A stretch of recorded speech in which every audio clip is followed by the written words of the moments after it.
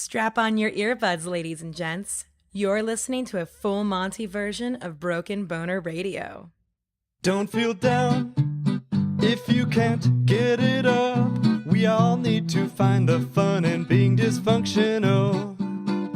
It can be brutal if you've got a limp noodle.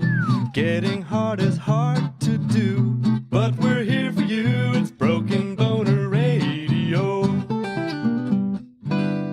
Here's your host, Daniel Canfield. Today's a very special episode, I think, for couples to listen to together. Let me explain what's going on.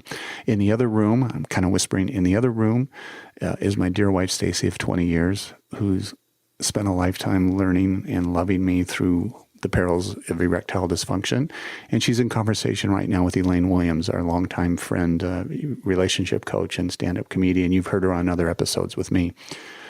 But today, Stacy and I are going to dive into how we communicated and loved each other through 20 years of this horrible erectile dysfunction thing that no one wants to talk about. We learned how to talk about it. What I encourage you to do is listen to this as a couple. If you can do that, I want you to kick your shoes off, crawl on the couch with each other, put your feet in each other's laps, and massage each other's feet. That's a very special, intimate thing that Stacy and I do all the time. So with that, I'm going to join the conversation, and I know you're going to gain some amazing insights on how to talk to each other about erectile dysfunction.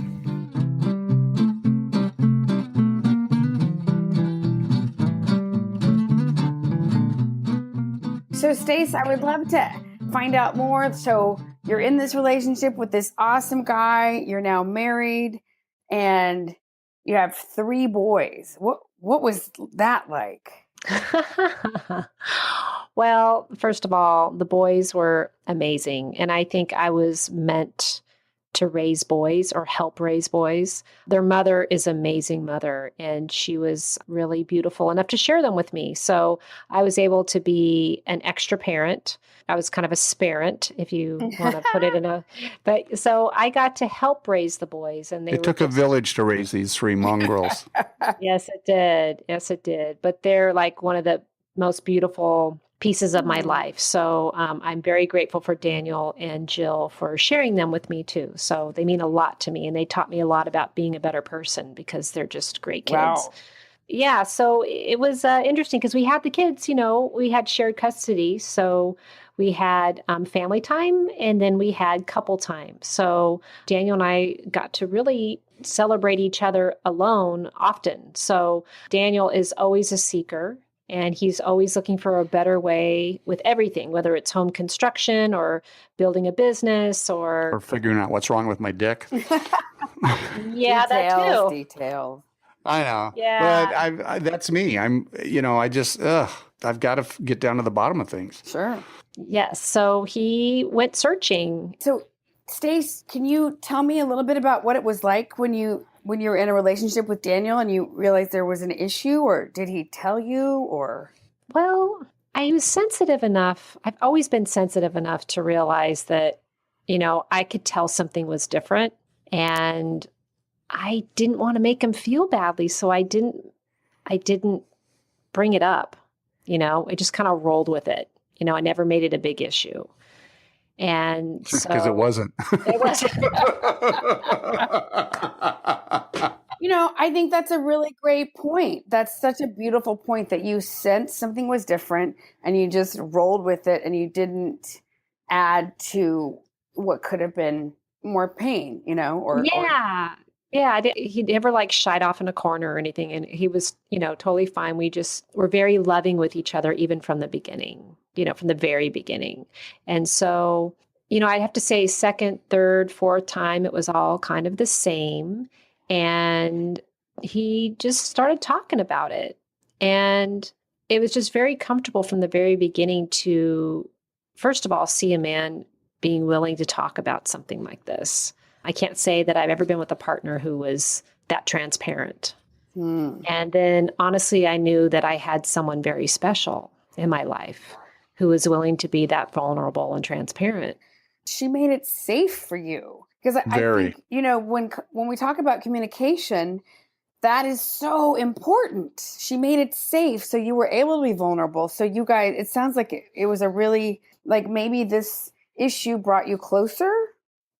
Yeah, absolutely. And you know what was interesting? I could see where there could be many people in this same situation, other women in this situation that maybe would want to talk it to death. And in my naivete, I didn't talk at all because I didn't want him to think that it mattered to me. I mean, having an erection wasn't the most important thing to me by being close to somebody. Right. Call me a weird woman, I don't know, but that wasn't the most important part of connecting with him.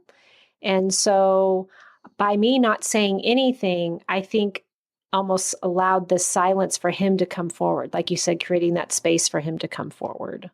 So I don't know, Daniel, is that what you felt like? Oh, for sure. I mean, that's part of why I fell in love with you, is you were accepting of me the way I was, even though, like I say, at the time, it was just becoming aware that, oh, there's this thing called erectile dysfunction. It's an actual thing. It's an actual condition. I'm like, oh, okay. But my entire previous life was not, I had no idea. But I will say, Stacy, you mentioned that a lot of women would overtalk it. Frankly, I found the exact opposite in my previous years when I was single. I know I was married to the mother of my children for 12 years, and I've been married to you for 20 years. But back in my single days, when this would come up, women just wouldn't date me again. They weren't available. Some women got angry. They're like, "Oh, that's never happened to me before. What's wrong with you?" kind of thing. So, Stacey, it sounds like you knew that this really had nothing to do with you. You didn't make it about. Oh yeah.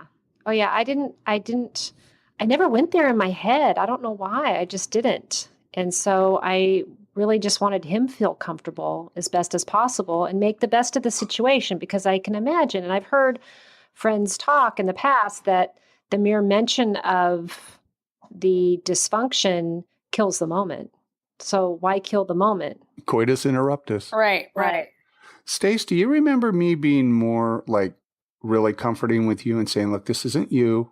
Don't get upset. I'm sorry. Because as a man, I'll tell you right now, ladies, this is devastating for a man. Elaine, I think you and I talked about this in our previous interview. Oh, yeah. You asked me, what can women do? What should women know? We're fucking freaked out as a man. It's the worst thing that can happen to us especially you're in the moment, everything's right. It's that theory of erectivity that's up on my website, and everything says you should have an erection, and it doesn't happen. And women freak out, and they think it's them, and they go into self-loathing and all this ugly stuff about them, and it has nothing to do with them. And I also talk a lot about there's a huge distinction between arousal and erection. I was fully aroused. I just didn't have an erection. And that's one thing I really want women to understand, is that you can have your man fully aroused, fully turned on, fully ready to be intimate and sexual and all that good stuff. But if the penis is not erect, it doesn't mean that he's not aroused. So there's lesson plans and things that we're working on that's going to be a part of our platform that all couples can go out, women can go out and find our materials on our website at danielcanfield.com and be able to learn, what do you do, what do you say, how do you act when Mr. Happy's let you down? So he came to me and said he would like to seek some treatments. And, we tried Viagra, we tried Cialis, we tried Levitra. Yeah, that was kind of what started to prompt me, because my entire adult life up to that point, erectile dysfunction, and I've mentioned this many times before, was never even talked about. The magic pills weren't out on the market yet. It's just the last thing any man's going to talk about, and especially a couple or anything else.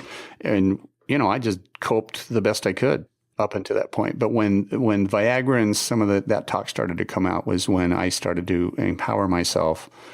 There wasn't even much of an internet back then. That was just starting. You couldn't Google anything that much back then even. But that's kind of where it started for me to feel more comfortable. Do you remember the pump days, Stace? That was the very beginning. Yeah, I do. I remember That's that on our too. video, the Austin Powers. Was that his first movie or the second one where he has a scene I love with that a Swedish-made penis pump? You're like, hey, I know that pump. Yeah, right there in the movie, we're looking at each other like, holy shit. If anybody really knew that we used that. But I mean, that was really up until Viagra came out. There were probably other things, but again, where do you find out about that stuff?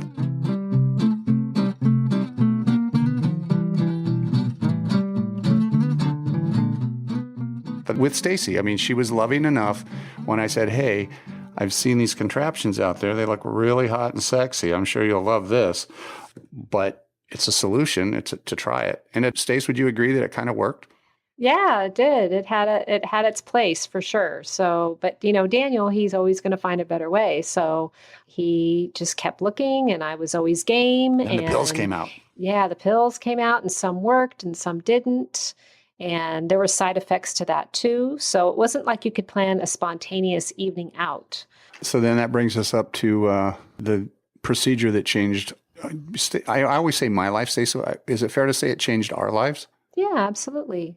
And that was a huge step, but it was my last step. Everything had failed. I was doing injections for a while too. Mm. And did you let your boys know about that? Not right away. Not right away. Right. I Okay. don't think so.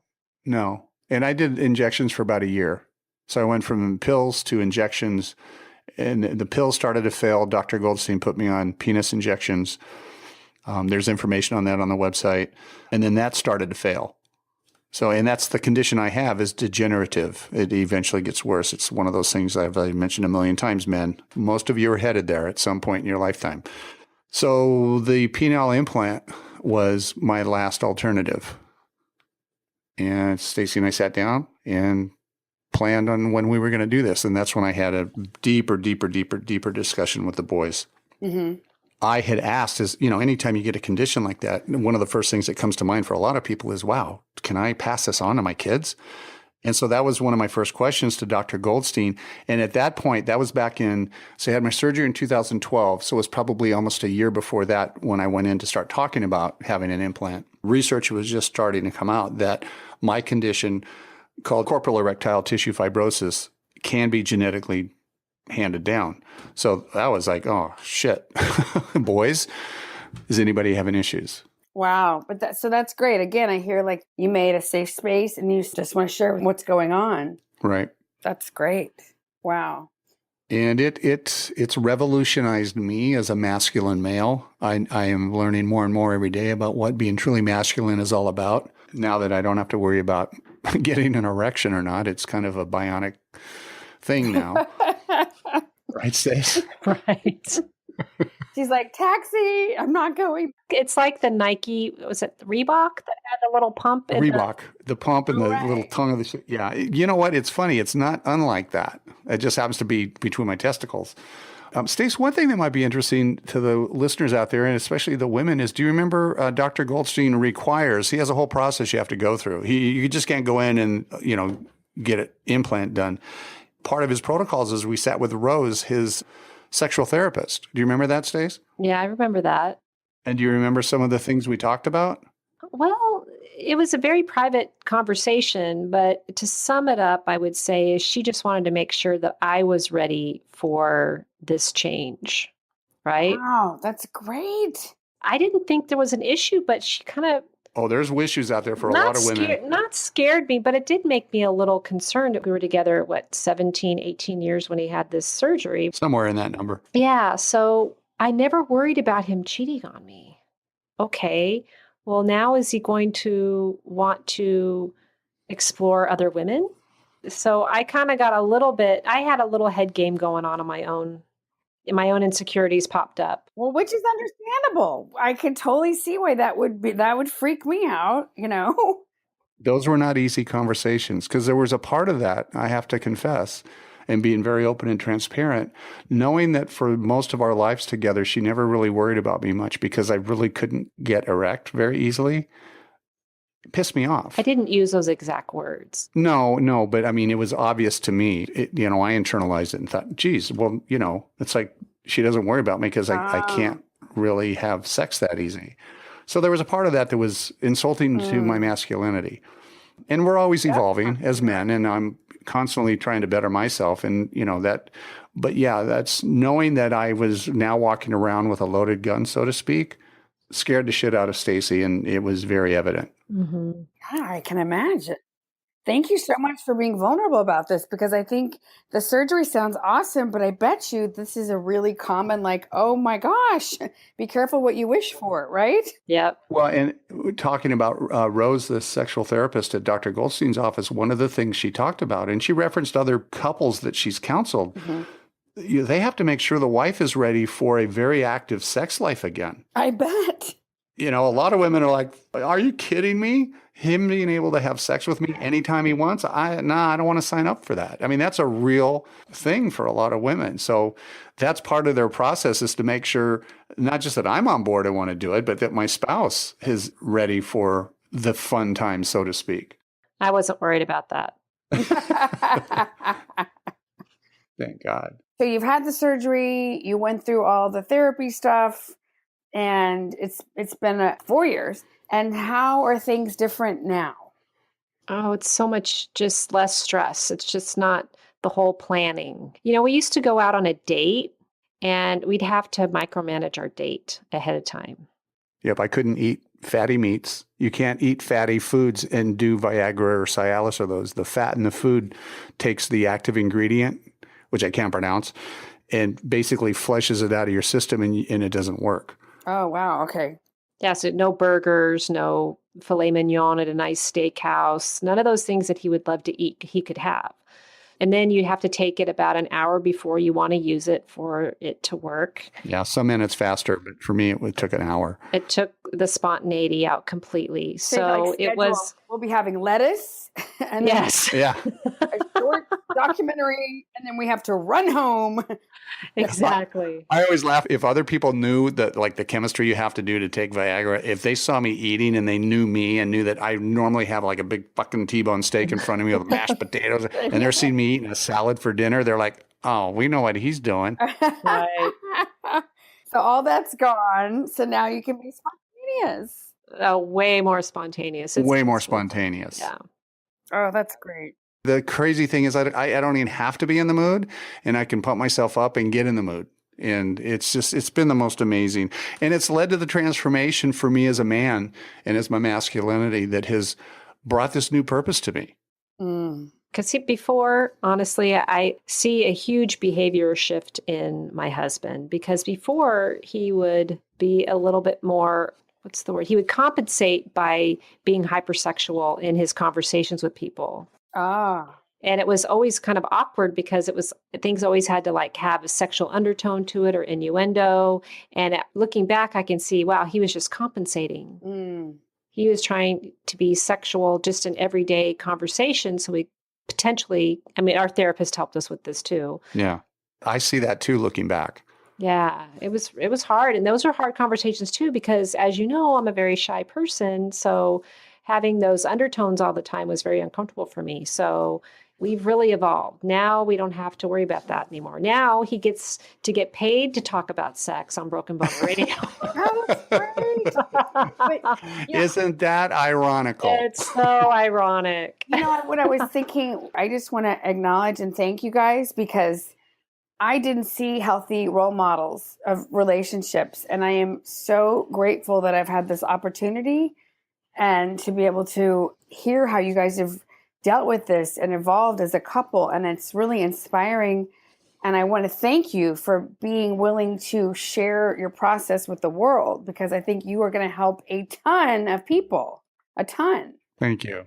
And Stacy, I love you. I can't tell you how much it means to me. Are you crying again? Yep. I mean, it's so great, because I think, a lot of people think, oh, they have it all together. And then, to realize what you guys have done. And then it takes work and communication. And, it's not easy. Yeah. You don't just roll out of bed and look and be Barbie and Ken, Takes a lot of work to look this good to make it look this easy. To look this good or look that good? Or both? To make it look this easy. But Stacy, honey, really, to come forward like this and speak to the women out there and the men, I mean, your story and, again, our communication, I think, is something really important for people to kind of get a grasp on. We need to be able to talk about this topic. Yep. But all in all, it's been an amazing transformation for me. It's taken that part of the theory of erectivity and what happens when that doesn't work and all the horrible chemistry that happens between our hearts and our heads and our anatomy that causes so much destruction in relationships and stuff. That was gone from me. The biggest part about taking the pills and doing the injections, this before surgery situation, is that it was such a head game. I could tell he was so preoccupied with, is it going to work this time? Is it going to work this time? So that was probably the most relaxing, less stressful part of the whole post-surgery, is that he just got to be himself. He wasn't distracted by the mechanics of it. Elaine, I want to thank you for coming in and kind of being our therapist for the day. And Stacy, again, I love you. Thank you so much. Well, thank you. You guys are awesome and you inspire me, and it's really been an honor and a privilege. So I've learned a lot too. So thank you. Thank you, Elaine. All right. Love you guys. Love you. Mwah.